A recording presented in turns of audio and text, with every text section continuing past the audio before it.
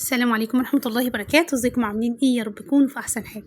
وصفة النهاردة خفيفة ولذيذة وكمان سريعة، تنفع بقى كده كوجبة للفطار او الغداء او العشاء، ينفع كمان نحولها لساندوتش وتنفع بقى كده لجوه نص الليل. بالنسبة طبعا لجبنة الموتزاريلا، هقول لكم على نوع الجبنة الموتزاريلا اللي انا بجيبها واللي سعرها قليل جدا جدا عن اي سعر ممكن تكوني سمعتيه قبل كده. باذن الله جربوا الطريقه وتعجبكم وتعجب كمان الاولاد. تعالوا بقى كده نشوف الطريقه، بس نشوف لايك حلو زيكم كمان الاشتراك.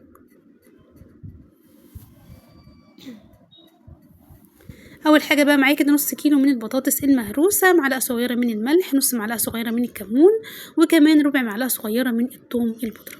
قلبهم كويس جدا بقى كده مع بعض. وبعد كده احضر عندي شويه بقى كده من الدقيق، هبدا ان انا اعفر ايدي بقى كده بالدقيق. طب ليه بقى كده بعفر ايدي بالدقيق؟ عشان اقدر ان انا اتحكم في تشكيل البطاطس بكل سهوله.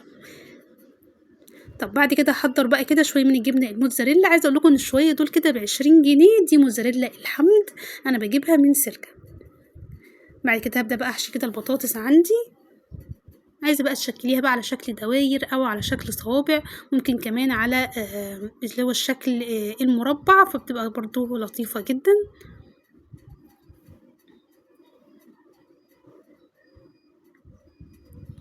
طب في هنا بس تركه بس كنت عايزه اقول لكم عليها، لو حابه بس ان البطاطس عشان وصفه يعني النهارده تنجح معاكي. لما نيجي بس نسلق البطاطس ما نسلقهاش على الاخر، يعني ما تكونش مهريه، يعني تكون متماسكه شويه بحيث لما نيجي نشكلها بكل سهوله، ما تبقاش مهريه معانا. طيب بعد كده احضر بضايه عندي وشويه من الفلفل الاسمر، كمان احضر عندي 3 معالق كبار من البقسماط، معلقتين كبار من الدقيق. هبدا بقى كده اقلبهم كويس جدا مع بعض، واحط عليه بقى كده رشه من الكمون، رشه من الثوم البودره، وكمان ربع معلقه صغيره من الملح. اقلب بقى كده كل المكونات دي كويس بقى جدا كده مع بعضها. وبعد كده طبعا هبدا انزل بالبطاطس الاول، طبعا هقلبها في البيض، وبعد كده هبدا ان انا اغلفها بالبقسماط.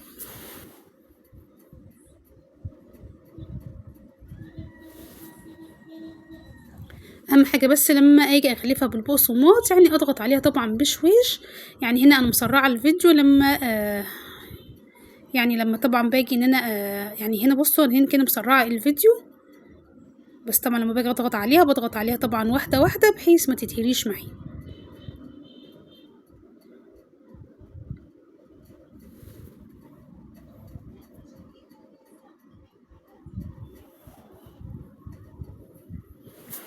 طب هنا كنت خلاص بقى اهو خلصت كميه البطاطس. طب طلعت معايا قد ايه؟ طلعت معايا 18 قطعه.